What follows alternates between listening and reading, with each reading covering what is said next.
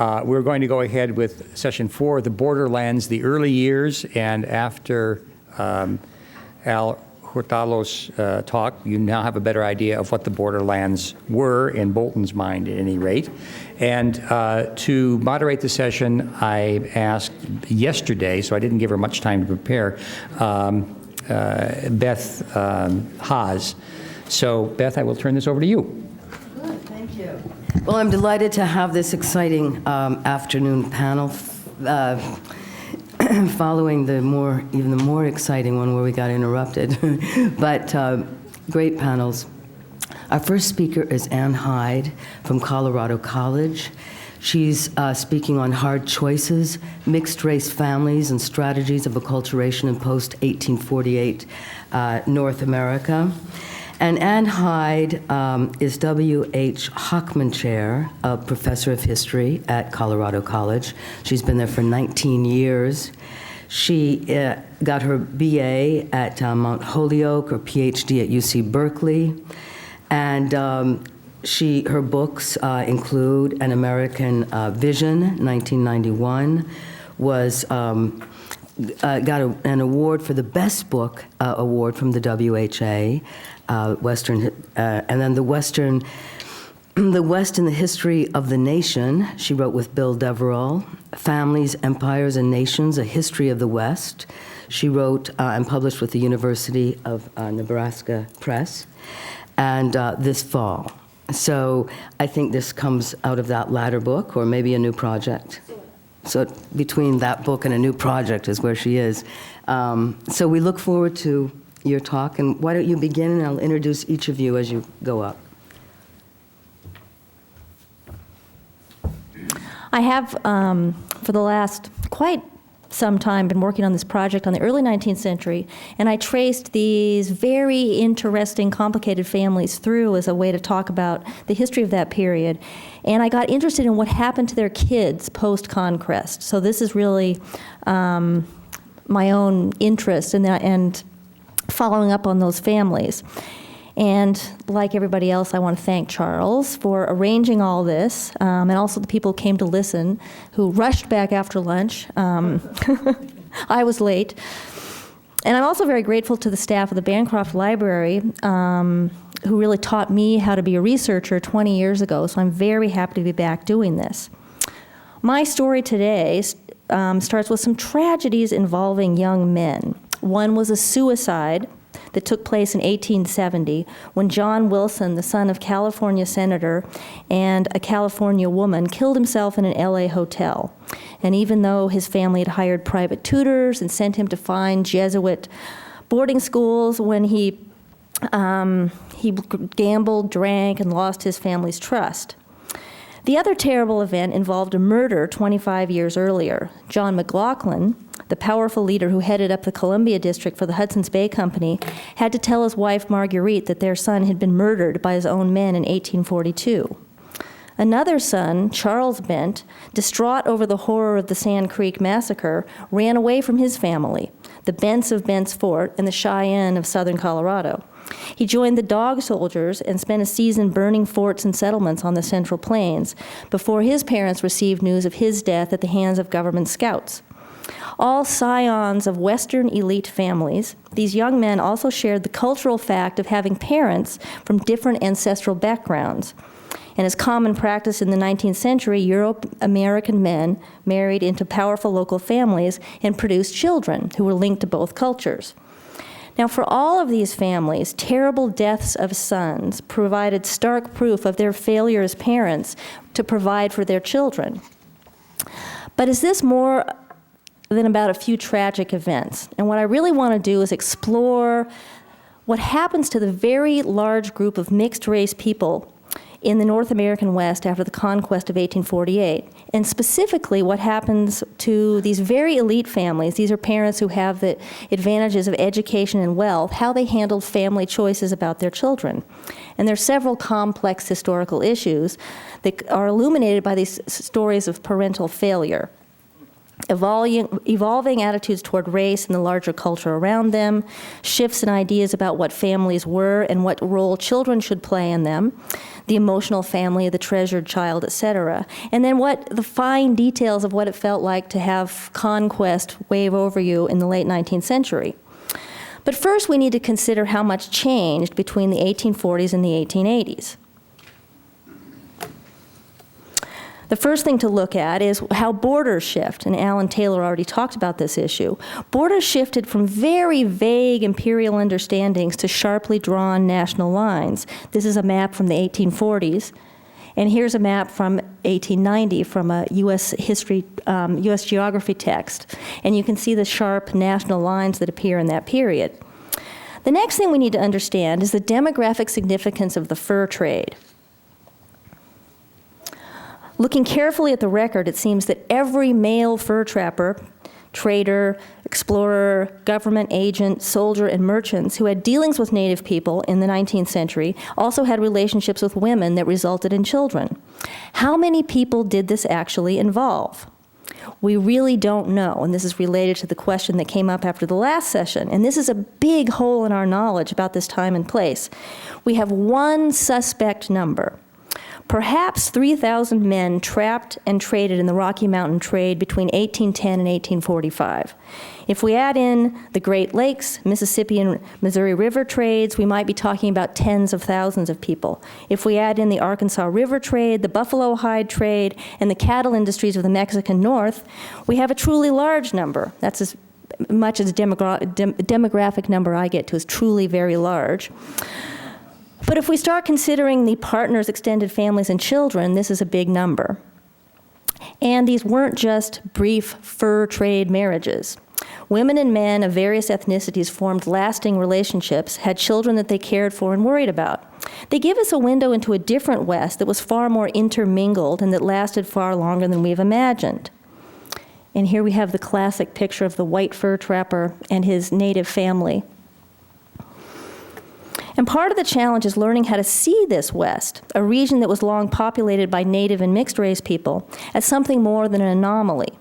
Were these fathers just deadbeat dads who left their children behind, or was there a more complex range of relationships and family arrangements? How did communities integrate mixed-race children in their families? Were these choices any simpler for Mexican, New Mexican, or California women who married Anglo men? We don't know the answers to these questions. The period between 1840 and 1870 is also a complicated moment. In the evolution of family structure, we see a move from families being households with economic and political functions to much more emotionally focused havens in a heartless world. And the families we see here, complicated, extended, not nuclear at all, and also they're built across cultures. Historians have learned over the past 30 years that either looking for progress or declension in how families operated in the past is pretty treacherous, and there's no norm in what defines a family. In 1853, Canadian fur trade leader Robert Campbell commented on the poor judgment of men who married native women. It is a too well-known fact that few indeed of those joined to the ebony and half-ebony damsels of the North are happy. He insisted further that none of them have the pleasure, comfort, or satisfaction of their families. Now, while it's dangerous to assess people's emotions, I found a lot of people who derived pleasure and comfort from their mixed-race families, but they took on new worries as the 19th century progressed. The other complication, of course, is race, or at least the understanding of what race was. Unevenly but insidiously, any heritage not read as white became a source of shame. Though recently, scholars who've begun looking at race argue that it really took the full stretch of the 19th century until white definitions of race took on their full power. So today we're going to look at 4 large extended families, all of whom had connections to the fur and hide trades, and who formed relationships with people across cultural and ethnic boundaries. Merchants and businessmen needed long-term connections to the people with whom they lived, and children provided these connections. Women in a changing world also needed men who could provide resources. And as famous examples of the experience of these people, their children, and their parental choices, we have Marguerite and John McLaughlin's part Cree children and part Chinook grandchildren, Henry Schoolcraft and Jane Johnson's part Ojibwa children, the very complicated family of Benjamin Davis Wilson, Ramona Yorba, and Margaret Hereford, and finally, William Bent and Owl Woman's Anglo-American and Cheyenne children along the Arkansas River. Now, instead of seeing these families as racial oddities, I see my families as typical of the founding families of many Western communities. The ubiquity of these people really horrified the usually reserved Mr. Bancroft, and he labeled these mixed-race families as, quote, the fur trader's curse. And in a very personal editorial, in texts that were generally more descriptive, Bancroft writes, I could never understand how men such as John McLaughlin, James Douglas, and he goes on to name all of the heads of the Hudson's Bay Company, how they could endure the thought of having their names so greatly debased by giving their children Indian or half-breed mothers. Now, whether Bancroft or any other of the 19th century chroniclers liked it or not, the leadership of Western states included people who came from this mixed-race world. The early governors of Michigan, Minnesota, New Mexico, Kansas, Missouri, Illinois, Arkansas, and Wisconsin, the first Anglo mayor of Los Angeles, the founders of Detroit, Chicago, Denver, St. Louis, Kansas City, Santa Fe, and Austin, all had roots in the fur trade and intimate family connections with Native and mixed-race people. For an example of the messiness of who counted as an Indian, we can look at John McLaughlin, the longtime power broker in the Hudson's Bay Company, and his family. McLaughlin lived with his mixed-race wife, Marguerite, and their blended family of 7 children at Fort Vancouver on the Columbia River. And this is this is Marguerite as an older woman, but this is sort of 19th century Brady Bunch family, blended family. And I think if you normalize it by thinking about it as the Brady Bunch family, this starts to make more sense. Having been born into a powerful fur trade family, their parents expected much of them. They shored up these expectations with careful and very expensive education. Both boys and girls were sent to boarding schools in Montreal, London, and Paris. Sons received training in engineering, medicine, and business, and daughters received convent educations in preparation for life in Western North America. The eldest, Thomas McKay, from Marguerite's first marriage, married a Chinook woman named Timmy, a daughter of a Chinook leader.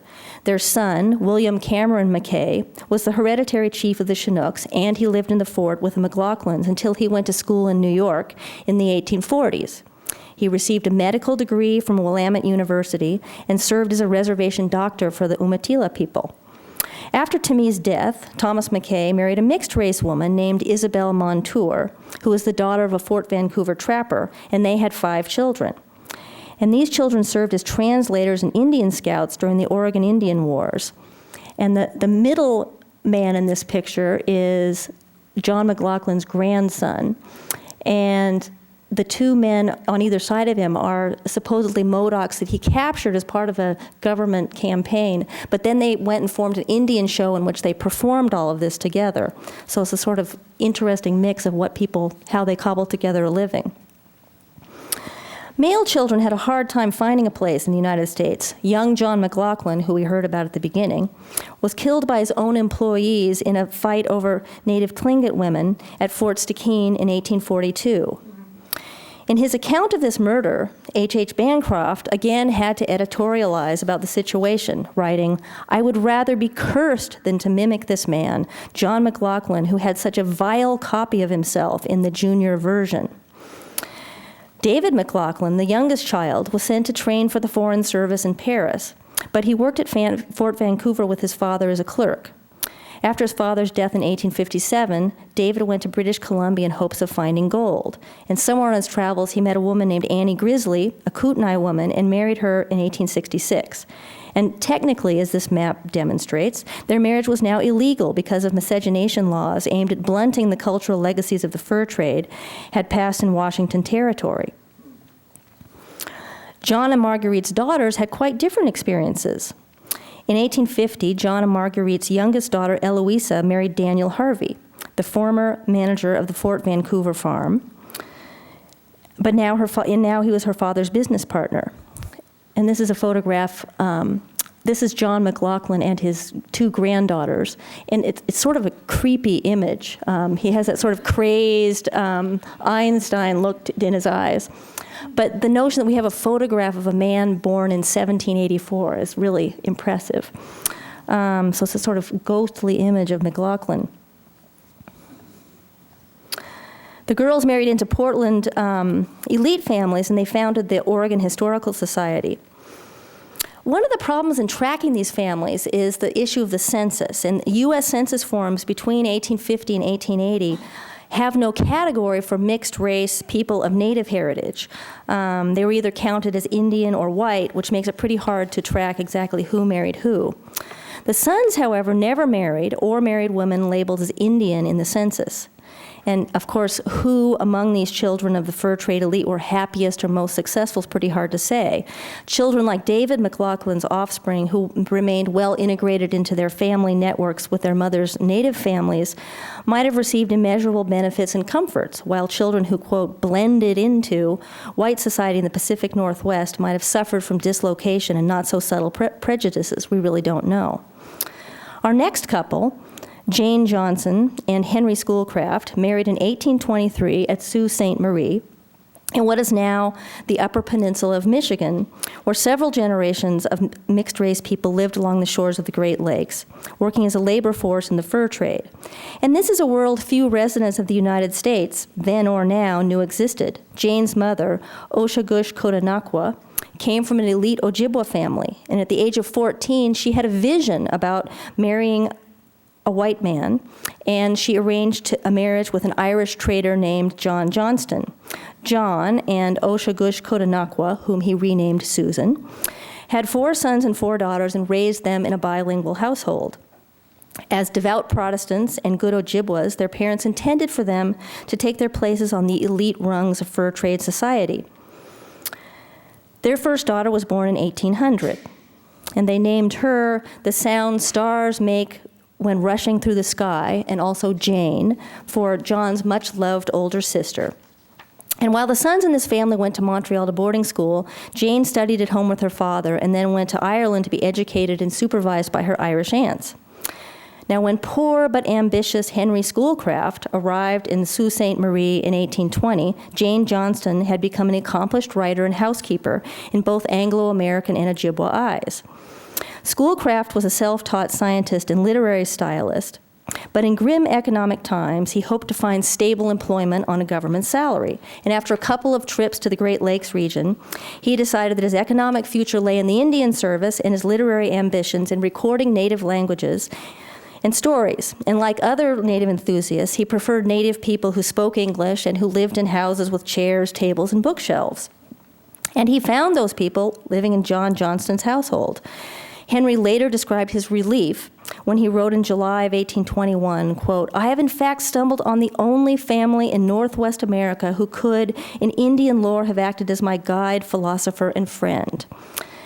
And Henry and Jane married, and his life became a personal crusade to preserve Indian languages, to educate and civilize Indian people, and to demonstrate the potentialities of racial blending. His own family, both immediate and extended, became an experiment in what he would come to call amalgamation, a perfect example of the kind of racial thinking that Maria Elena Martinez told us about yesterday.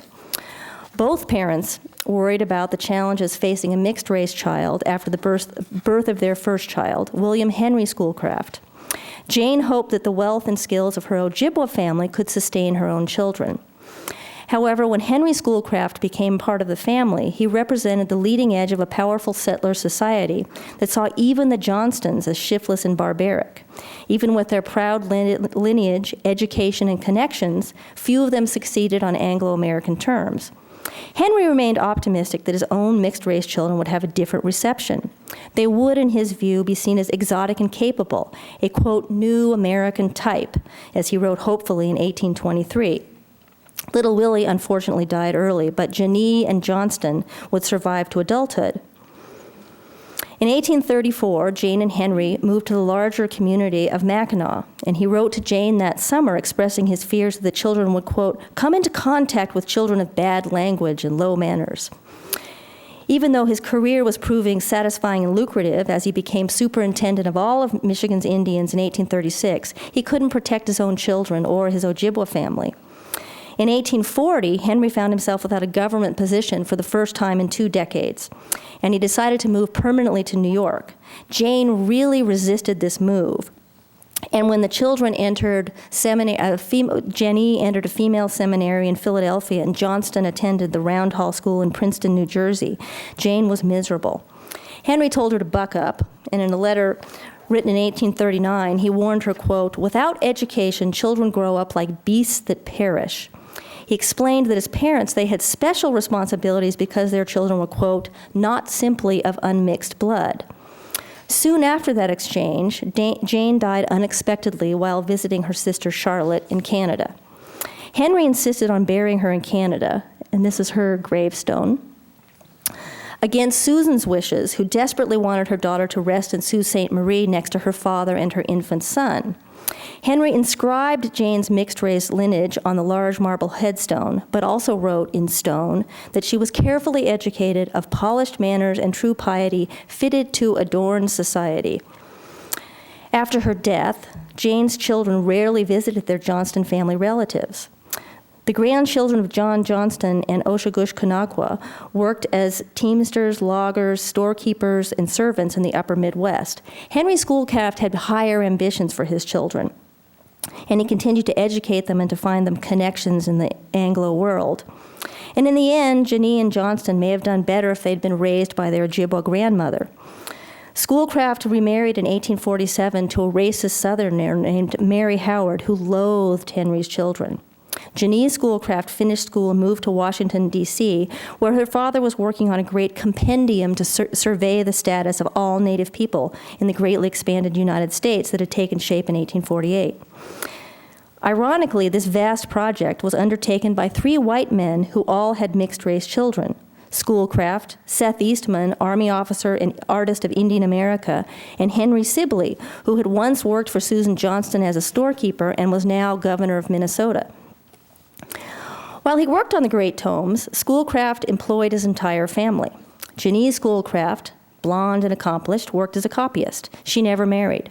Johnston Schoolcraft never married either. He served in the Union Army and died from wounds that he got at Gettysburg. Henry Schoolcraft did get to spend his last years on a great literary project, but his lifetime experiment of racial mixing didn't end as he had hoped. Now, we've looked at 2 examples in the fur trade. How does this translate to other places and other ethnic mixing? The Wilson family of Los Angeles proved more successful than the McLaughlins or the Johnstons at protecting the fortunes they'd created out of the fur and hide trade. And here we have Benjamin Davis Wilson and his second wife, Margaret Hereford Wilson.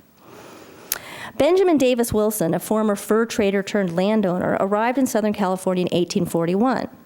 He hedged his bets in intimate ways and married into an old-line Californio family and took on the trappings of an elite Mexican life. After his first wife, Ramona Yorba, died in 1849, he married an American widow named Margaret Saleh Hereford, who had arrived on his doorstep. Financial success and remarriage, however, didn't protect the Wilsons from personal tragedy. Like the McLaughlins and Schoolcrafts, the Wilsons believed that education would help their children develop the skills and connections to build lives in the new United States. Maria de Jesus, Benjamin Davis Wilson's daughter from his first marriage to Ramona Yorba, became Sue Wilson when she went to boarding school in San Francisco. She married James DeBarth Shorb, a gold rush immigrant, to California, and they had 11 children. Sue, who looked Mexican in contrast to her new Anglo stepfamily, but who spoke and wrote excellent English, seemed not to be burdened by racial markers.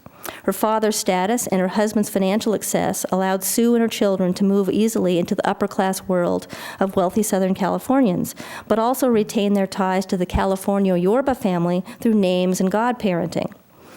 Juan Bernardo Wilson, later Johnny Wilson, and this is Johnny as a 9-year-old, never seemed to find a place for himself. He was tutored at home and then attended a Jesuit college near San Francisco. When entrusted with family business matters, he ran up debts and lost his family's trust. And finally, in 1870, while his father, the senator, was working on an appropriations bill in Washington, John killed himself in the Bella Union Hotel in downtown Los Angeles. He was buried in the Yoruba family cemetery with his mother, Ramona, and his grandfather, Bernardo, for whom he was named. As Benjamin Davis Wilson worried about how to consolidate his fortune and how to protect his family in Southern California, other families worried about the same issues. The oldest children in the Bent family, having been born and raised in their father's great fort on the Arkansas River, about 50 miles east of the Rocky Mountains, and this is a painting of Bent's fort. The Bent children headed east to school in 1854. These children were the issue of great diplomatic marriage between the Bent family of St. Louis and Santa Fe and the family of the greatest living arrow keeper of the Southern Cheyenne. William Bent married Owl Woman in 1835 in a traditional Cheyenne ceremony, and they had 4 children. After Owl Woman died in 1847, her sister, Yellow Woman or Island, stepped into the role of Bent's wife and the children's mother, supporting the kinship network that enabled the Bent's business. And this is a picture of William Bent negotiating a treaty in 1867. After 1848, however, Bent and the Cheyenne recognized that their situation was changing rapidly. The gold rush of 1849 brought a vast increase in traffic over the Santa Fe Trail, as well as a terrible cholera epidemic. Bent decided to move further up the river, and he blew up the old fort that held so many memories. He and Yellow Woman also decided that the children needed a different kind of education. They took them east to the Missouri border, where the old Missouri River posts had evolved into thriving towns with large mixed-race populations. All of the people living in these towns knew that the fur trade would no longer support their children, and they hoped, again, as many middle-class and elite parents in the mid-19th century did, that formal education would offer their children a ticket to mainstream success. Local boarding schools, mission schools at Fort Osage or the Shawnee Mission educated these children. Catholic colleges in St. Louis provided education for mixed-race and Native children. Mary, George, and Robert Bent attended Mr. Huffaker's school for several years, and they boarded with the Alfred Boone family, along with the mixed-race children of their father's old friends, Thomas Broken Hand Fitzpatrick and Saron St. Vrain. The boys then went to college in St. Louis, where they were supervised by William's Aunt Dorcas. William Bent tried very hard to provide his children with a material future. He left them with land along the Arkansas River, especially designated for mixed bloods, that this is the moment at which he negotiates that land for his children, which were part of reparations after the Sand Creek Massacre. But William and Owl Woman's children did not benefit from their father's efforts to create legacies of land and money, nor did education prove to be the ticket to mainstream success. Again, female children seem to have more success than male children. Mary Bent married an Anglo named Robinson Moore in 1860 and brought him to southern Colorado, where they spent their lives and raised a family. Though she was identified in the census in both Missouri and in Colorado as an Indian, Mary never let her children visit the Cheyenne camps and baptized them in the Episcopal Church. They blended into the rural communities of southern Colorado. Julia Bent, the youngest daughter, married a mixed-race man, Ed Garrier, who had served as an Army interpreter. They hoped to remain on the Arkansas River, but all of the lands that their father had negotiated were given to white immigrants in the 1870s. They settled in Indian Territory and worked as teachers on the reservation schools. So even with the Bent family name, land, and Army service, the Bent boys grew into troubled men. George Bent, after serving in the Confederate Army, married a Cheyenne woman named Magpie, who was the daughter of the leader Black Kettle, who led his people during the Sand Creek Massacre. George sold his land on the half-breed tract along the Arkansas to John Prowers, a white settler who would build a huge cattle empire on land that William Bent had intended for the Cheyenne. George and Magpie ended up on Cheyenne and Arapaho lands in Indian Territory, and he married 2 other Arapaho women after Magpie's death. The youngest Bent, Charles, became the family's angry young man. He witnessed the Sand Creek Massacre and vowed never to settle on a reservation or to see his white father again. Instead, he became a famous Cheyenne dog soldier, raiding and burning settlements and military installations all over the plains in the 1860s.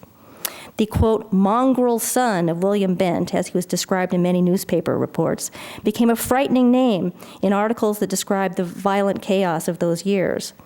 For Cheyenne men, this was certainly an honorable choice, but dangerous, and Charles was killed by Kaw government scouts in 1867.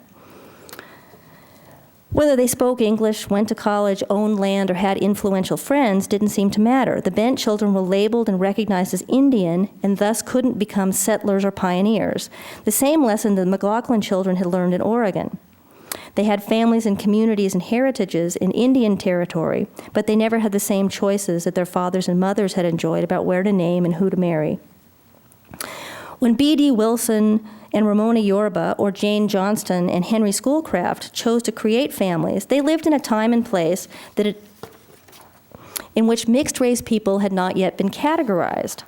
A generation later, marriages like theirs were illegal because racial categories had been created and the project of enforcing them had become central in United States culture. We really only have a very hazy view of this world of mixed-race people who filled Western communities in the late 19th century. We aren't used to looking for them, and we need to learn how to see them.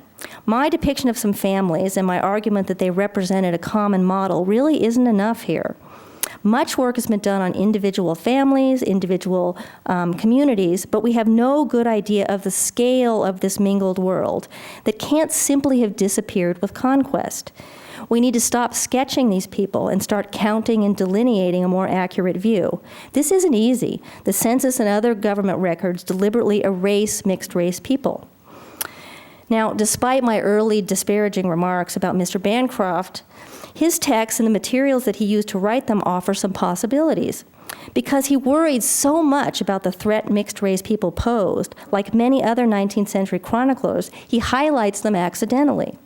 These older texts, if we look carefully, offers a chance to assess this world that we don't yet see clearly.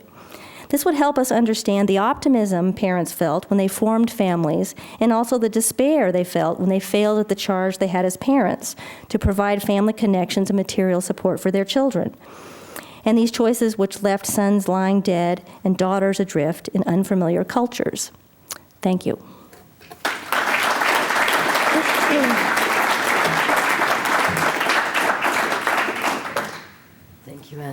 Thank you, Ann Hyde. And now we have Angela Hawk, who actually received her BA with Louis Warden at UC Davis, and now is studying at UC Irvine with David Igler. So two people very interested and very integral to the field of Western history.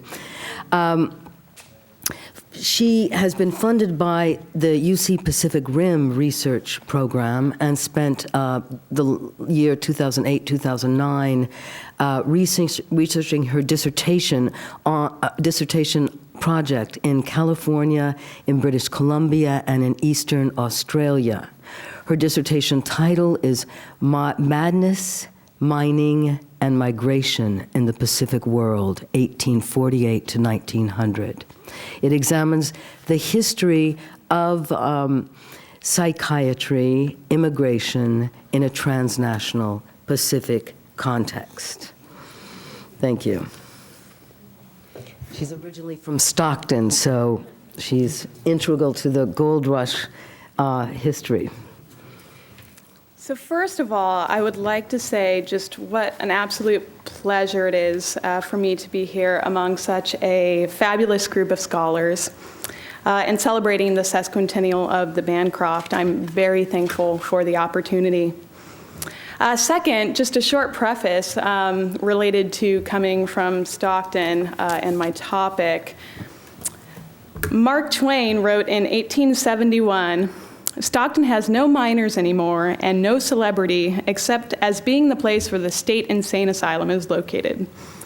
But the celebrity is broad and well established, so much so that when one is in California and tells a person he thinks of going to Stockton, the remark must be explained or an awkward report may get out that he is insane." So just in case any awkward reports get out, I'm in pretty good mental health for a grad student anyway. So in 1890, Georgetown professor and physician Irving Ross described a condition that had preoccupied so-called mad doctors for several decades, a condition he termed borderland insanity. Ross wrote, quote, "Everybody knows of positive and negative electricity, of high spirits and mental depression, but our knowledge of that imperceptible difference in their intermediate conditions is very limited." He then wrote of a, quote, "class of persons standing in the twilight of right reason and despair, a vast army whose units, consisting of individuals with minds trembling in the balance between reason and madness, are not so sane as to be able to control themselves, nor yet so insane as to require restraint or seclusion." Borderland insanity, in short, was a metaphorical space in the mind where sanity and insanity constantly competed with one another for dominance. It was a liminal battle zone where professionals like Ross fought the good fight against mental disorder and unreason. This paper examines the fruitful connections between this ever-evolving psychiatric diagnosis and the history of insanity in the Borderland region that was arguably considered the most exciting place in North America in the mid-19th century. I speak, of course, of the Pacific Coast. The vast army Ross described were here the thousands of migrants, migrant would-be miners who circulated between California, British Columbia, and beyond, all comprising a potential candidate pool for the region's developing network of jails, hospitals, and insane asylums. British Columbia and California shared very similar concerns about the causes and incidence of insanity among their predominantly single migrant male populations. But they also, to a significant extent, shared a common patient pool. Now, why was this the case? It had to do with three principal factors: the timing of their respective gold rush periods, their geographical proximity to one another along the Pacific Coast, and the pace of their institutional development relative to one another. The central point I'd like to drive home today is that these migrant populations on the mental borderland between sanity and insanity, in fact, did quite a bit of literal border crossing between the US and Canada in the 1850s and beyond, both on their own and as a result of the special institutional relationship between the two regions. These movements were reflective of larger patterns of geographic mobility and migrant flows between the two regions, as well as distinctive in their own right. Indeed, where these so-called borderland individuals stood in relation to the political border greatly affected how they would be treated when and if they crossed that mental border. The stories I tell here today therefore channel the geopolitical as well as personal dimensions of borderland psychiatry. Further, they demonstrate the extent to which British Columbia and California's early histories of psychiatric development were in fact part of a shared history of migration and mobility. So let's start with a brief overview of the development of psychiatric facilities in both regions. In the earliest years of the California Gold Rush, provisions for madmen were at best ad hoc arrangements made by local authorities in San Francisco, the smaller supply towns, and the goldfields. State-funded treatment began in 1851 with the creation of a so-called lunatic ward in the Sacramento State Hospital, but fell under criticism almost immediately for being, quote, too small, too insecure, and by no means suited to the patient's horrible condition. In 1852, all 21 patients at the Sacramento facility were transferred to Stockton, which soon became the primary candidate for a long-term psychiatric facility. Yet delays in construction, financial misunderstandings, concerns about the healthfulness of the proposed site threw into question whether the facility would be built at all, let alone in Stockton. A last-minute donation of 100 acres by Captain Charles M. Weber, Stockton's founder and main benefactor, and who, fortunately for me, his papers are housed here at the Bancroft, salvaged the project, and in May 1853, California's first insane asylum began accepting patients. Almost from the beginning, however, the Stockton facility was overcrowded and underfunded. The explosive population boom that accompanied the rush had its proportional correlate in the asylum population, a fact that not only made Stockton one of the largest and fastest growing institutions in the US, but also by far the most racially and ethnically diverse. State appropriations for new and improved facilities were perpetually slow in coming, and by the late 1860s, there were calls for a new asylum altogether. By the time that facility opened in Napa in 1875, the population of the Stockton institution had swelled to a staggering total of 1,839 individuals. The smaller scale and scope of British Columbia's peak gold rush period, which began in 1858 with the Fraser River gold discovery, lent much less urgency to the issue of institutionalizing the insane.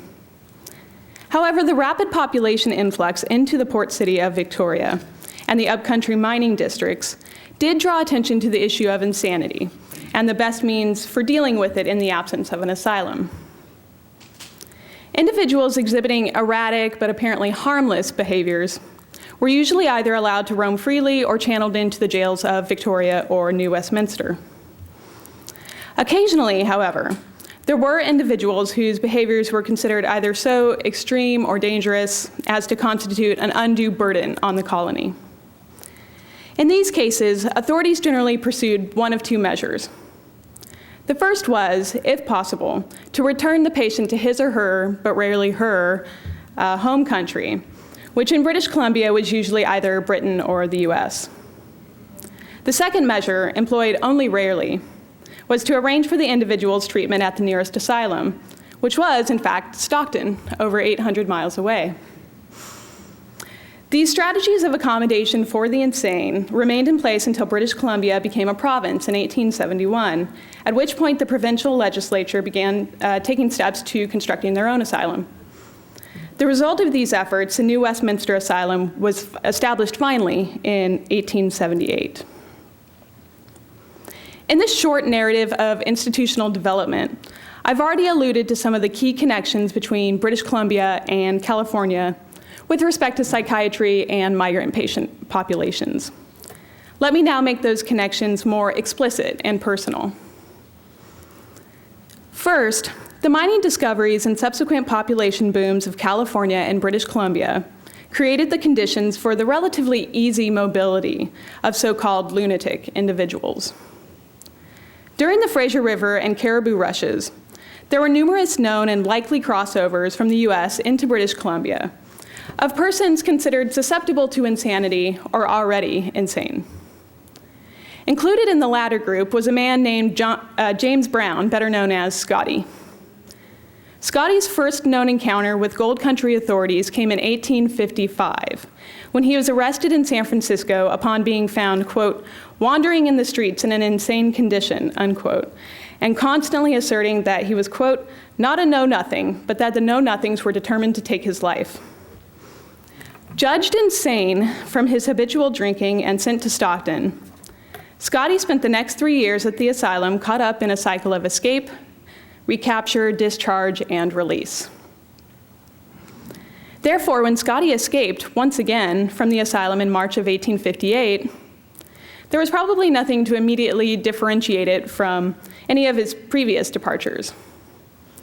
Yet the next place Scotty turned up was in Victoria in July 1858, arrested for, quote, causing a disturbance in church, and booked at the local jail. What was different in this case was that between March and July of 1858, news broke of the Fraser River gold discovery, and Scotty slipped, probably rather easily, back into the transient mining and labor population and made its way to Victoria via the daily steamships departing from Stockton. Unlike Scotty, American Joseph Groom had no apparent history of mental illness when he arrived in British Columbia in 1865. One of a group of more than 20 investors, Groom was making a tidy profit on his mining claim near Richfield in the Caribou when two of his partners went to City Magistrate William Cox in the summer of 1865 to demand Groom's immediate arrest as a dangerous lunatic.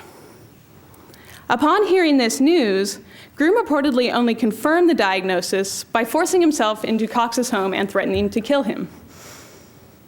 In very short order, a jury comprised partly of Groom's own partners confirmed Groom's insanity, sold his claim at public auction, and ordered that he be taken to the lower country in hopes, as Magistrate Cox put it, that the change in climate and the absence of the usual excitement attending a miner's life would greatly assist in his recovery. Groom's seemingly open and shut case might not have received any further attention had Groom himself not then taken matters into his own hands. Apparently free of his appointed keeper, Groom first traveled to the U.S. consulate in Victoria, where he informed consul agent Francis Allen that a great injustice had been done to him. He then departed once again for the Caribou with the aim of getting his claim back. With the U.S. consulate now involved, local authorities turned to Attorney General Henry Creese for a final decision. Was Groom, in fact, insane? Had Richfield authorities perhaps acted too hastily in selling his claim? Creese responded that everything about Groom's erratic behavior suggested an unsound state of mind and advised the government not to interfere in the matter any further. The U.S. consul presumably let the matter drop as well. Notably, Groom's whereabouts after this turn of events is unknown. Apparently, while Groom was not considered sane enough to maintain ownership of his claim, he was not mad enough for authorities to take serious steps toward curtailing his mobility. Patterns of connectivity established during the early rush period between the Pacific port cities of Victoria, San Francisco, Vancouver, and Stockton continued to influence the movement and flow of MAD populations well into the 1860s and 1870s. In April 1863, a man named Hinrich Muntank was admitted to the Stockton Asylum by authorities in San Francisco, who informed asylum physicians that Muntank had been insane for about a year and, quote, sees visions. They also noted that Muntank had very recently been defrauded out of almost $1,500 and that the man responsible was already under arrest.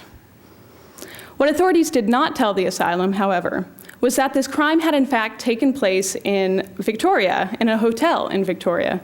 A fact we know only because Victoria's main newspaper reported on it that same week.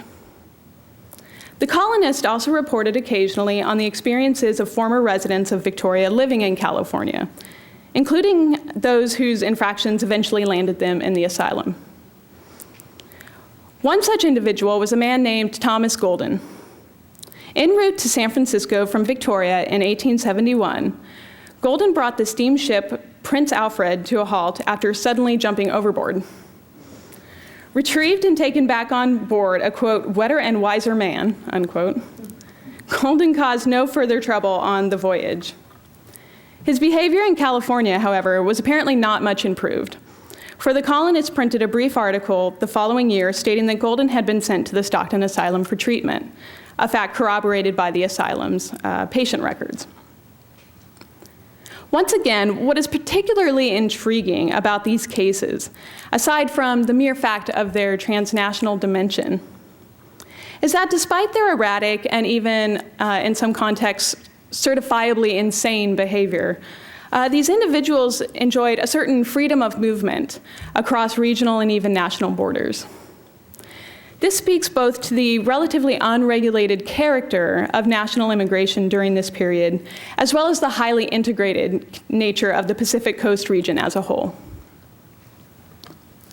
This is not to say, however, that the relatively unrestricted mobility for, quote, borderland cases of insanity did not pose serious complications for authorities in British Columbia and California. The central question they grappled with was one of responsibility. When and if a migrant's behaviors shaded into, quote, dangerous insanity, to whose jurisdiction did that individual belong? Late 19th century sources from British Columbia suggest that physicians and authorities during the peak rush period in fact viewed insanity as a problem that Americans and other foreigners were importing into the region. These sources also report that these views became the basis for an arrangement wherein British Columbia began to return American lunatics to the asylum in Stockton, an arrangement that remained in place until authorities in California put an end to it. Interestingly, the only contemporary sources I've been able to find to corroborate the fact of this so-called understanding come from the California side, where authorities clearly viewed it as less of an arrangement than as a burdensome practice that from a region unequipped to handle its own insanity problem. Most notably, Lorenzo Hubbard, a physician charged with inspecting the Stockton Asylum in 1867, argued that the state was suffering a, quote, great injustice by being forced to accommodate the, quote, poor persons who are transported by sea or land from the English provinces of Vancouver's Island and British Columbia. Stockton Superintendent W.P. Tilden had lodged a very similar complaint 5 years earlier, calling the practice a, quote, gross imposition. Perhaps unsurprisingly, Hubbard and Tilden's solution to the problem was very similar to that proposed by authorities in British Columbia. Refuse these patients admission and send them back to where they, quote, belonged. The difficulty of reconciling these two perspectives underscores the extent to which the questions of, quote, responsibility and, quote, jurisdiction were sometimes simply impossible to settle in such a high-traffic corridor of migration. The case of James Scotty Brown illustrates this paradox particularly well. After escaping from the Stockton Asylum and making his way up to Victoria in 1858, Scotty spent the next 3 years alternating between the local jail and the saloons on Government Street. He became something of a fixture in the Victoria community, the affable town lunatic who pontificated on the steps of the Parliament buildings and worked the prison chain gang bedecked in a shiny military uniform. At some point, however, authorities must have decided that Scotty imposed too great a burden on the colony. For in August 1861, they shipped him back to California, not to the asylum exactly, but rather to San Francisco, where the British colonists claimed, somewhat ironically, that it was hoped he would be met by friends. This course of action suggests that officials did not have a repatriation agreement with Stockton, at least not yet, and were likely using this as an indirect route to send Scotty back to the asylum. Without referencing Scotty's case directly, Superintendent Tilden certainly suspected that this was a common practice, stating, quote, I think it would not be a difficult matter to prove that insane persons from Oregon and British Columbia find their way into our asylum via the streets of San Francisco.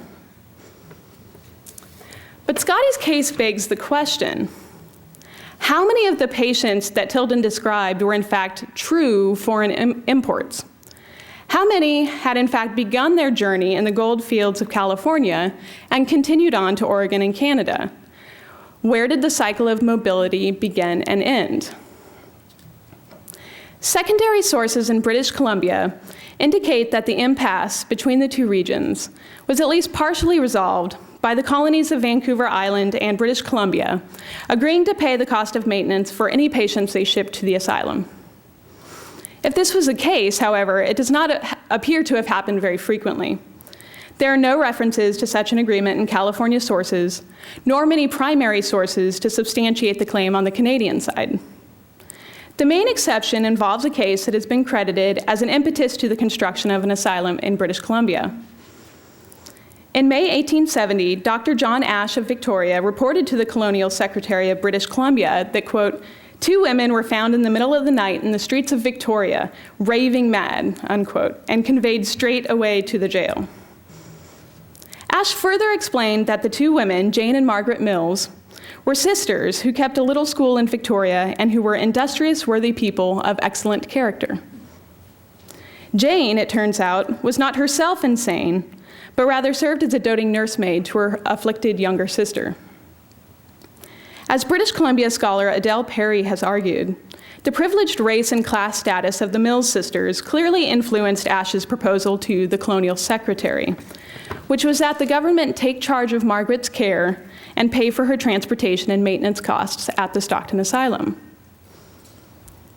Although the governor approved the request after some debate and minor revisions to the plan, the arrangement never came to pass.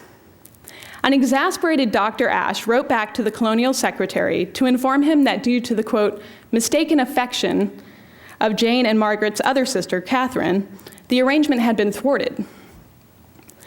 Quote, they cannot be made to believe that the removal of their sister to a place where they could not visit her and where she would be in the charge of strangers could be more beneficial to her than their own constant and devoted care.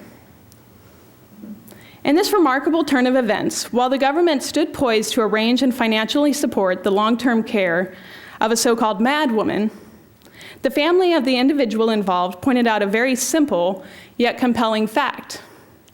Stockton was really a very long way away from Victoria. Although consistent with the prevailing theory that patients needed to be removed from all exciting influences, including relatives, in order to recover, Dr. Ash's plan and the sisters' rejection of it ironically drew attention to the ultimately untenable situation of shipping patients across a national border and paying for their care at an asylum 800 miles away.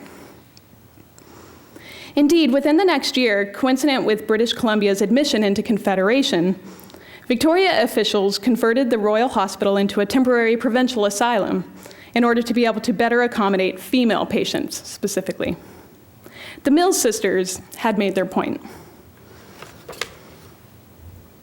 Ties between British Columbia and California with respect to their, quote, mad populations did not end abruptly with British Columbia's construction of psychiatric facilities. Throughout the rest of the 19th century, as both regions built new asylums and dealt with demographically similar patient populations, physicians in British Columbia and California corresponded with one another regarding issues ranging from the use of mechanical restraints to the details of patient diet and exercise. Further, the flow of patients and medical knowledge was not limited to these two regions, but extended to the entire Pacific coast, the Intermountain West, and Eastern Australia as well. In my larger project, I examine how this trans-Pacific discourse on insanity came to influence larger transnational debates about borders, the individuals that crossed them, and the means by which they could be fortified against the diseased of body and mind. Over time, where one stood on that shadowy borderland between sane and insane was not simply a matter for regional authorities to work out amongst themselves, but rather a matter of national security. Thank you.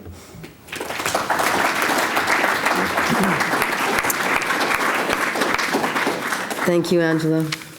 Now, Sam Truett is our last speaker.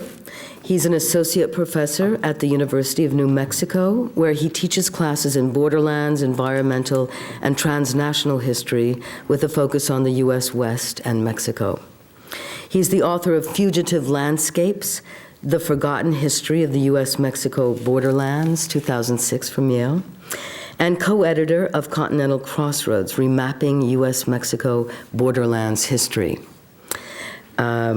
He has held fellowships at the Newberry Library, the John Carter Brown Library, the Huntington Library, and the Clements Center for Southwest Studies at SMU. He has also taught as a Fulbright Scholar at the University of Tampere in Finland. So, thank you, Sam Truett. Thank you, Lisbeth, and thank you, Charles, and thanks all of you for coming. It's a real honor and pleasure to be among such distinguished company. Our panel today is titled Borderlands, the Early Years, after which we will move forward in time, bells notwithstanding, to Borderlands in the 20th century.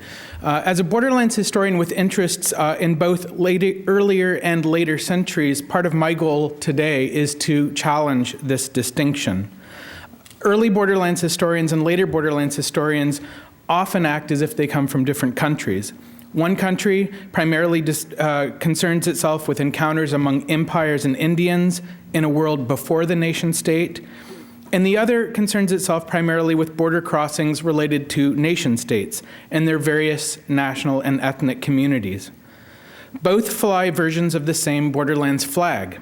It's a popular flag, and they love crossing borders. But when it comes to that border between early and late, they often stay at home and often do their own thing. In fact, some of my early Borderlands friends would say that the panel that you're witnessing today is really made up of you guys. You clearly don't know what early is. So my paper today is dedicated to them. Think of it as a diplomatic offering, a suggestion that we need to loosen our border restrictions. It draws from a larger project that looks at American borderlands history and transnational history across the longue durée, from the colonial period forward. That larger project asks how Americans drifted to the edges of empires and nations to contemplate ruins and lost worlds. It asks how empires and nations appropriated ruins and relics of others to build a broader sense of themselves. It asks how frontiers and borderlands, which people often saw as the newest part of empire and nation, the progressive cutting edge, if you will, were those places where empires and nations thought most deeply about antiquity and loss. In my paper today, I want to look at one smaller part of this larger history. I want to focus on the story of an early border crosser, a 17th century Jesuit named Eusebio Francisco Kino, through his later 20th century border crossings and transnational appropriations as a frontier icon. This is primarily a story about one individual and the transnational voyages he made after death, but it's also a tale about transnational appropriations of ruins and relics on the borderlands of empire and nation. So let me start with the man himself. He was born in the Trentino borderlands of Germany and Italy in 1645. I am in doubt whether I should call myself an Italian or a German, he told a friend in 1680. Trent was assumed to be part of Germany, but he grew up speaking Italian. He was born Eusebio Chini, an Italian name, but when he went to Jesuit school in Bavaria, he went under the name Kuhn. The name he eventually assumed, Kino, neatly captured this linguistic and cultural ambivalence. Father Kino came to the northern borderlands of New Spain in the 1680s. As one of the first Jesuits in the Pimeria Alta, the region that later became the Arizona-Sonora border region, he laid early institutional foundations for the Spanish Empire and its borderlands with Native America. For Kino, Spanish Indian borderlands in the Pimeria Alta represented one local node in a larger transnational world, as much as we can use that word to understand the late 17th century. The Pimeria Alta came at the end of a broader series of border crossings, not only for Kino, but also for many of his Jesuit colleagues in Sonora, who tended to come not from Spain, but rather from Germanic nations, who saw Mexico primarily through the lens of the Jesuit order, which was based in Rome. Kino also had his eyes on the Far East. Like many Jesuits, he'd hoped to go to Japan or China, not to New Spain. And he spent much of his time looking for a path to connect Sonora and the Pimeria Alta to California, and from there to Pacific trade networks in Asia. I'm interested in these transnational networks, but today I want to dwell on the transnational trajectory Father Kino took after death. Many years later, U.S. historians brought Father Kino into U.S. history as a local frontier hero, but Kino resisted complete incorporation. In the 20th century, he became a frontier icon not only in Mexico, but also in Italy, where he was born. He became something of a greater American icon, whose path led in many directions, complicating national appropriations of the pre-national past. To tell this story, let me begin with Kino's ghosts, a set of Spanish missions in the Arizona-Sonora borderlands known as the Kino mission chain. Starting with Santa Vir del Bac near Tucson and Tumacacari near Tubac, the Kino mission chain extends south into Sonora, where most of the ruins are found today. Ironically, most of these ruins are Franciscan, built after the Jesuits had been expelled from New Spain in 1767. But it's Kino's ghost that haunts this space, and that's what interests me most. U.S. newcomers became obsessed with these ruins as early as the 1850s as they set out to reclaim this land from Mexico. They thought about them with their own national agendas in mind, using them as foils for narratives of U.S. progress, that is, juxtaposing U.S. progress to Spanish failure and loss, or to critique modern America through fantasies of a lost Spanish golden age. Anti-modern discourses soon prevailed, especially with the coming of the railroad. Signs of Spanish failure and loss became touchstones of imperialist nostalgia. This vision was grounded in an emphasis on cultural and temporal divides. Ruins bridged past and present, but they reinforced differences between Old Spanish and modern U.S. worlds. This changed after World War I, as the U.S. began to rethink its place in the world. A new Pan-Americanism celebrated shared qualities that set America apart from Europe. This dovetailed in the 1920s and the 1930s with a new cultural nationalism, a search for, quote, Native American cultural roots. In the Southwest, Spanish culture was now incorporated into a U.S. sense of the national self. Ruins that once marked difference were embraced as part of U.S. history. Indeed, history became a way to incorporate difference in national identity. By placing other cultures in the past of the nation, they created less of a threat to the national present, while at the same time increasing the potential range of national symbols and icons. A key player in this historical rewriting is someone we've already heard about today, Herbert Eugene Bolton, the so-called father of Spanish Borderlands history. In 1902, as a young historian in Texas, Bolton began to mine Mexican archives for materials on the Spanish heritage of the U.S. Southwest. In 1908, he stumbled across the long-lost memoirs of Father Kino in the Mexico City archives. He translated and published them in 1919 and followed up with a biography of Kino in 1936 entitled Rim of Christendom. Kino's story captivated a broad audience, and he soon joined the romantic icons of Juan Bautista de Anza and Francisco Vázquez de Coronado in a new pantheon of Spanish pioneer heroes. Kino's story, Bolton wrote, quote, put on a new basis the early history of a large part of our Southwest. Among other things, he gave Arizona its quote, or my quote, he gave Arizona its first white man, like Daniel Boone. Where the U.S. found ruins of earlier borderlands, Kino faced virgin land, just as Boone presumably had on the U.S. frontier. If an Italian-German Jesuit seemed an unlikely Daniel Boone, all one had to do was apply imagination and literary license. Kino leapt from Bolton's histories like a character in a Western pulp novel. He was a well-assimilated American pioneer who had shed all tinges of his European past. A blazer of trails untrod by civilized man, Kino was not only a man of the cloth, Bolton wrote, but also an explorer, a rancher, and a cattle king. Quote, Southwestern cowboys stand aghast at his feats in the saddle. As Kino gained hero status, Americans were drawn more than ever to the mission ruins along the border of Arizona and Sonora. Among the new pilgrims was Frank Lockwood, an English professor at the University of Arizona. In the 1920s, Lockwood had devoured Kino's memoirs and fell head over heels for Bolton's pioneer. Quote, his memoirs have been my companions night and day, he wrote in 1934. I have eaten and slept and traveled with them. From 1926 to 1934, he made 12 trips to the missions of northern Sonora. At least one of these he made with Bolton, both men traveling with Kino's memoirs in hand along the phantom paths of their frontier hero. This interest in following the trails of Spanish pioneers, which Al Hurtado mentioned in his talk today, coincided with the rise of automobile tourism in the borderlands.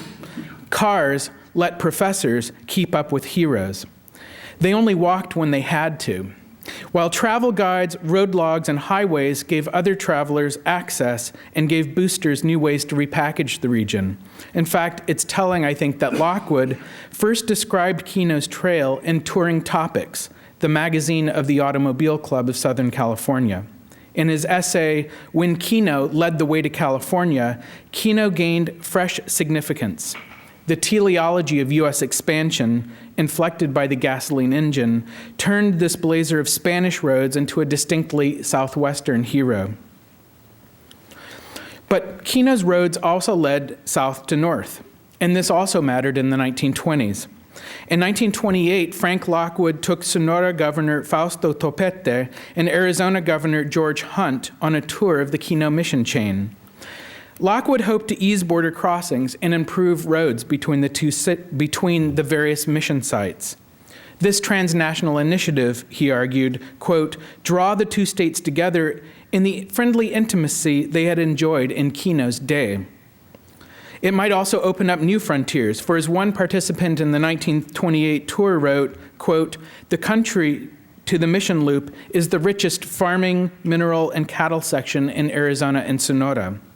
Kino thus pointed the way not only to transnational markets, but also to the future U.S. incorporation of transnational space. This vision of incorporation persisted and really was elaborated on in many ways in the 1930s, as the Depression and the New Deal brought ruins front stage in the production of American memory. To rejuvenate a nation facing the specter of its own ruin, New Deal planners turned to the past through the 1935 Historic Sites Act and National Park Service, whose new mission was to, quote, "recreate the color, pageantry, and dignity of our national past." Helping steer this mission in the National Park Service Advisory Board was Herbert Eugene Bolton, who helped put old Spanish sites at the center of its efforts to remake American memory.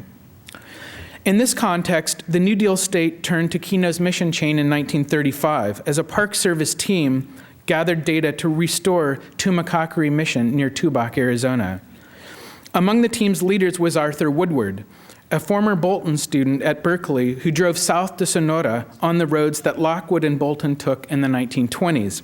At each mission, the team took photos, measured walls, and pondered ruins. The goal, Woodward wrote, was to recreate at Tumacacori the, quote, "physical aspects of the past, and making the places wherein the pioneers labored, lived, and died relive in all their glory." If the classic tale of U.S. regeneration was rooted in virgin land, these men sought regeneration in the haunted frontiers of Mexico. First, they incorporated Spanish history in search of new pioneer heroes, and then they went south to incorporate space, or what Woodward called, quote, "the physical aspects of the past." Father Kino moved to the Nation Center in other ways. In 1965, when Arizona introduced him as one of 2 state statues in Statuary Hall in Washington, D.C. Thus, the, quote, "Padre on horseback" became a national icon, reaching the end of a new trail from the frontier to the metropolis. But this trail was anything but straightforward. Among those commemorating Kino's statue in 1965 were the ambassadors of Spain, Mexico, and Italy, officials of Segno and Trent, Italy, where Kino was born and raised, and representatives of the Italian Trentini of the world and the Italian-American Club Trentino of New York City. Joseph Keeney, a distant relative from Ohio, unveiled the new national shrine. With compass in hand, Kino gazed out over a larger transnational audience. This transnational interest in Kino already had deep roots by the 1960s, dating back to Bolton's discovery of Kino's memoirs in 1908. As Bolton took his pioneer hero from the clutches of Mexico's archives, Mexico began to turn Padre Kino to their own national ends. In 1922, 3 years after Bolton translated Kino's memoirs for U.S. readers, the Mexican government published its own edition for Mexican readers. And by the time Bolton and Lockwood were tracking their hero along the backroads of Sonora in the 1920s, Mexicans were joining the search. Tradition indicated that Kino's body was buried in Magdalena, Sonora, and in the 1920s, a local historian from Magdalena named Serapio Davila collected testimony from old-timers and even made a few unsuccessful excavations in the main plaza for his elusive remains. Meanwhile, Kinophilia spread east across the Atlantic to northern Italy. Simone Weber, a priest in Trent, at that point a part of the Austro-Hungarian Empire, had written about Kino in a local Catholic newspaper in 1909. And when Bolton published Kino's memoirs in 1919, the people of Trent began to squabble. Was Kino Italian or German? Simone Weber responded emphatically that Kino was Italian to the bone. Trent had joined the Italian nation in 1919, and Weber and other locals now claimed Kino as a pioneer hero, specifically as an Italian pioneer hero for the village of Segno, Kino's birthplace. In this context of a newly Italianized Trent, Italian studies on Kino boomed. In 1929, locals erected a monument to Eusebio Francesco Kini in Segno, and in 1930, a statue appeared in Trent, where Kino began his studies. If these memorials implicitly invoked Italian expansion through an American pioneer, they also evoked a peculiarly Italian vision of American space. The monument at Segno celebrated Kini as a pioneer of California, a place that Italians knew far better than Arizona or Sonora.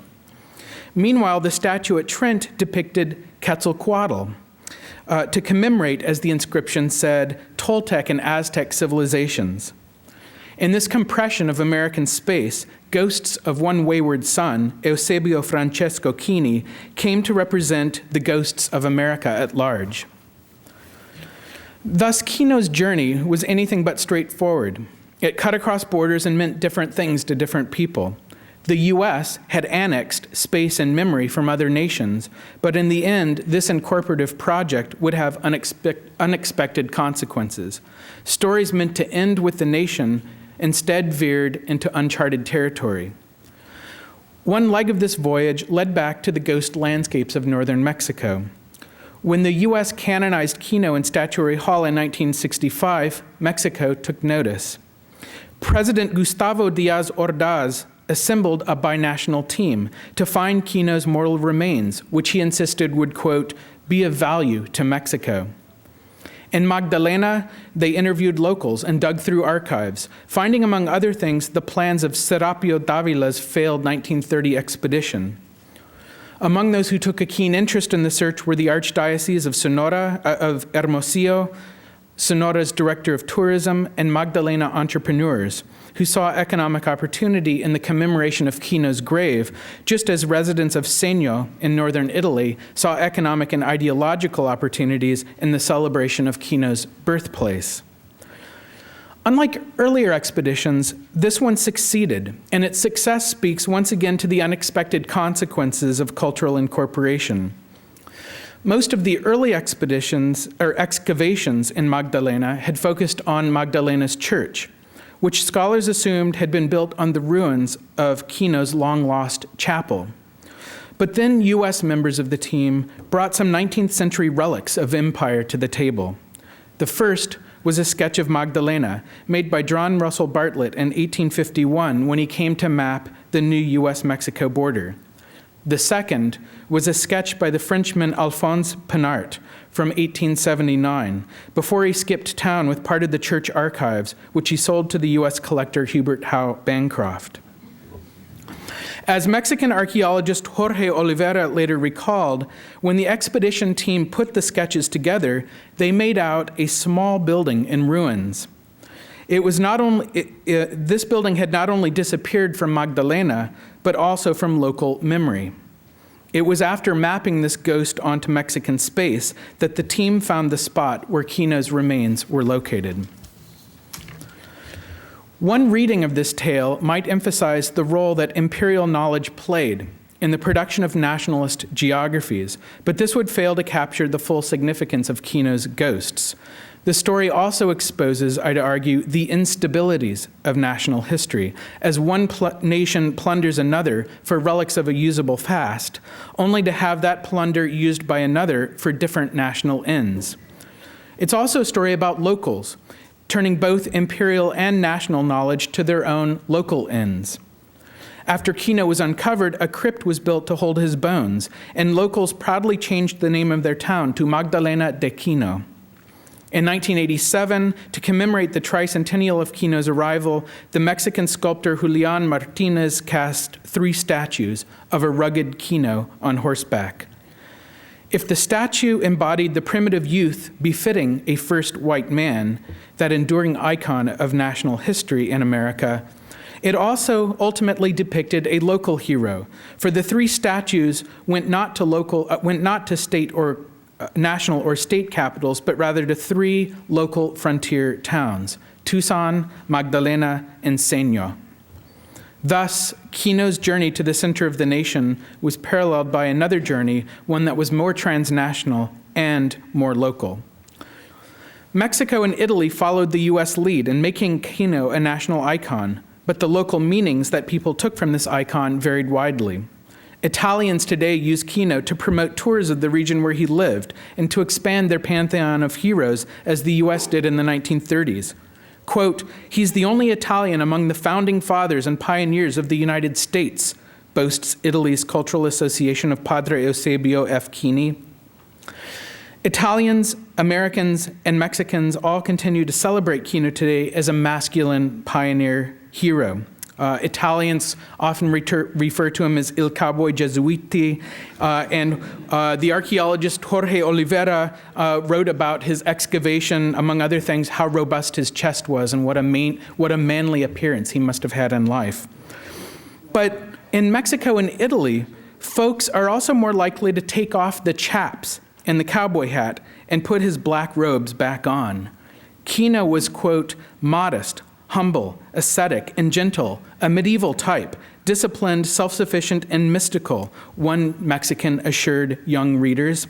Quote, "He ate his food without salt, ate plenty of vegetables, didn't smoke, and only drank wine for consecration." Kino's ghosts still haunt us today, but in ways that have changed from early U.S. encounters with Mexico's haunted borderlands. When Frank Lockwood told fellow automobile tourists about Kino's western trails, he probably never imagined the variety of roads that his hero would ultimately take from the borderlands and back into the world.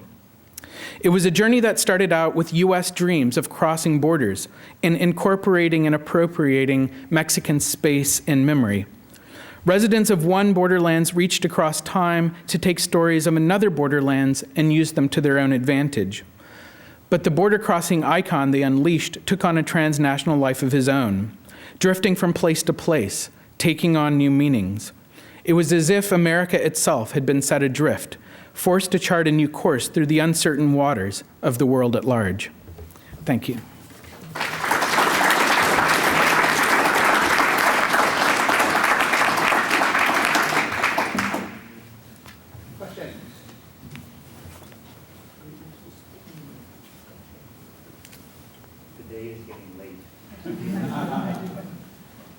This question is for Sam.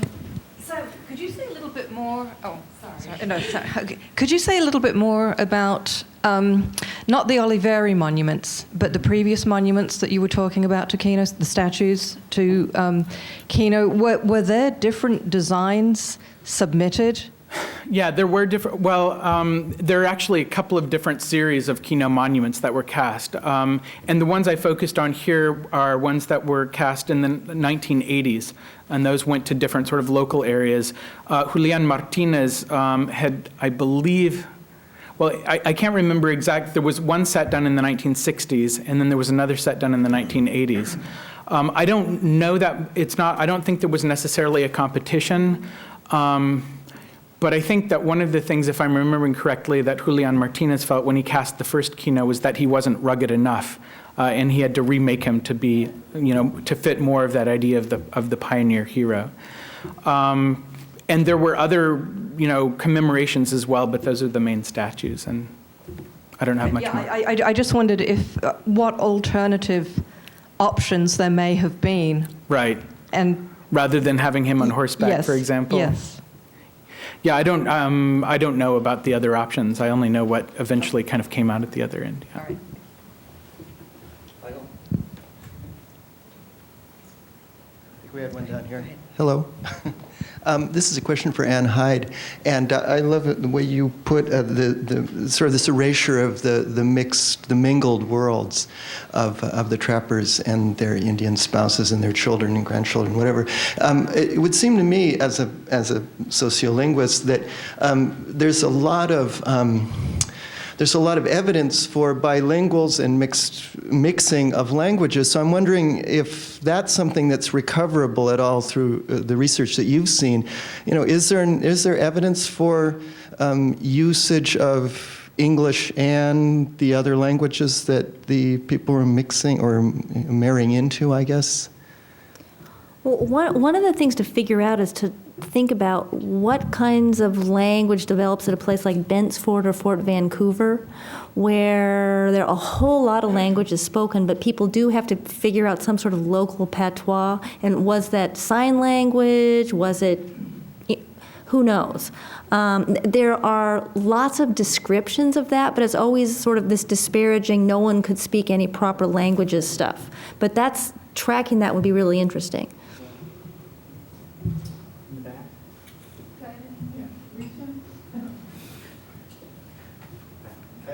Sam, I was just wondering about the sort of memories of Kino and the appropriation of Kino by Indian nations in that area, and I'm wondering what you've been able to learn about Tohono O'odham and other peoples, how they've tried to either make sense of or incorporate or maybe sort of silence the Kino story. All right. I guess I don't really. That's a very good question. And in this case, to be honest, one of the reasons that I sat down and I wrote this piece is because my wife's Italian. I'd been learning Italian, and I thought I've got to find some project where I'm not just doing English and Spanish, but maybe Italian as well. But that's kind of led me into this kind of comparative national/imperial sort of framework in which I haven't really asked that very basic question, but it's a very good one. And I just, I don't know the answer. A question, can you hear me? A question for all three panelists. I hope you won't think it's odd, but having studied in detail 3 areas of our past, are there things you can extract that would be particularly helpful in the way we live our lives today from these earlier eras, going from the specific to the general?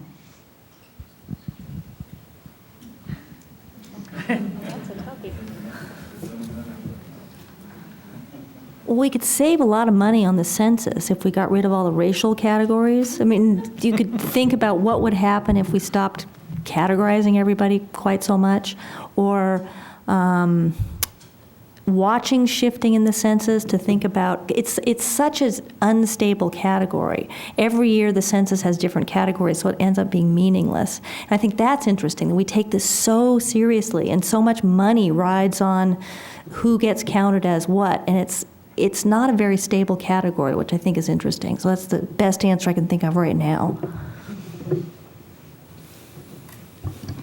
Well, I suppose with respect to my own project, I mean, I do, the project is personal for me in certain ways. I have family members afflicted with mental illness, and of course I feel that especially in terms of like state provisions for caring for mentally ill individuals or the developmentally disabled, that these issues of responsibility and jurisdiction and, in some cases passing the buck, I think that we always need to be the best advocates we can be for making sure that, the state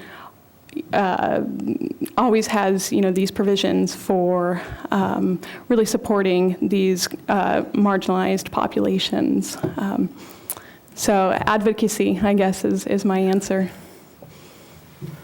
I think probably the lessons that I'm grappling with in the piece that I talked about today and just kind of the larger project has to do with the stories that Americans tell themselves about themselves and about the world that they live in. And I guess going back to Al Hurtado's kind of the interesting dichotomy there between Turner and Bolton, in which you had Turner going out and trying to kind of appropriate white pioneer heroes, if you will, to kind of tell a white American study, and then Bolton being very much interested in Mexicans, Spaniards, more than Mexicans, Spaniards and Indians, and how you could incorporate other people or other cultures into that American story. I think what I'm kind of grappling with here is what we do when we try to incorporate other people into the story of ourself. And part of what we do, I think, with archives like this and so forth, is we tell stories that begin with them in certain ways and end with us. And how is it that you can kind of create a family tree, if you will, that begins with people that you're not really descended from, but completely different people? There's an interesting sort of alchemy that goes into that. And I think that when you do that, when you tell stories about the national self that brings in other people from around the world, you tell stories that are kind of unstable in the sense that they're not as easy to kind of contain as a story of someone like Daniel Boone, let's say, or a story of your own family tree. They kind of pull in different directions. They can make people who started out being interested in themselves interested in other people's, like Bolton, just to give you an example. Bolton started out wanting to really be like Turner and wanting to study white pioneer heroes, and he went to Mexico to kind of appropriate bits of Mexico for the story of America that might begin with Spanish pioneers way back then. But in the process, he became absolutely fascinated with Latin America now. And kind of that pulled him in directions that I think he never would have imagined when he was much younger. So again, kind of stories when we tell stories like that, that reach across borders, they can sometimes take on lives of their own that pull us across borders too, in ways we might not have expected. Yeah, Sam might want to comment on this, but maybe not. The appropriation of heroes and symbols can take really odd turns. As I've visited San Javier del Bac, I don't remember anything particular that they said about Kino there, although that would be quite appropriate for them to do so because at least he's authentic to the area. But oddly, they have a reconstruction of the grotto at Lourdes, which was built in order to attract tourists, which of course has no connection whatever to the church at San Javier del Bac. I was just wondering if you knew anything about that or could. Sorry. No, sorry. I'm sorry too. Hold on.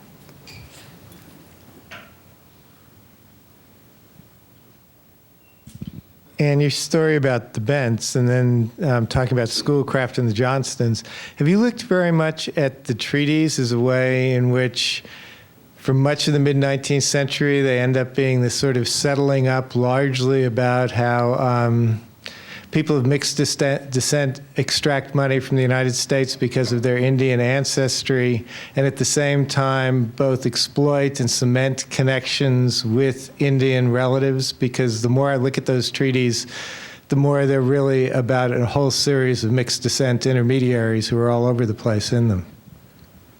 Well, in a lot of those treaties, there are huge special categories for people of mixed blood status, and they have special allotments, and they have to count them. And it's an enormous advantage in the family to have someone who's in that category.